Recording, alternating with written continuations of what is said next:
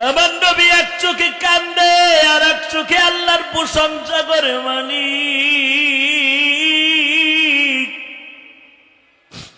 এই বুড়ি মা আমার মায়ের প্রশংসা করে, আমার বাবার প্রশংসা করে, তাহলে বোঝা গেল আমার বাবা মাকে সে অনেক ভালোবাসে।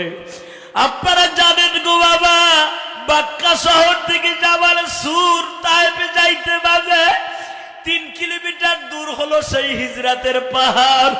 এই 3 কিলোমিটার রাস্তা যাইতে নবী এই পাহাড়ের পাশে বসে বলে, বুড়ি মা শুধু একবার বলে তো মুহাম্মাদের মায়ের সাথে আপনার কেমন সম্পর্ক ছিল?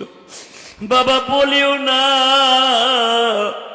মুহাম্মাদের মা এমন একজন মহিলা ছিল, যখন মুহাম্মাদকে পেটে লই আসে কুয়ার কাছে দাঁড়াইতো, পানির কুয়ার কাছে দাঁড়াইতো, আমরা দেখতে পাইতাম মুহাম্মাদের মায়ের জন্য কুয়ার পানি 20 ফিট নিচের থেকে উপরে উঠে আসতো।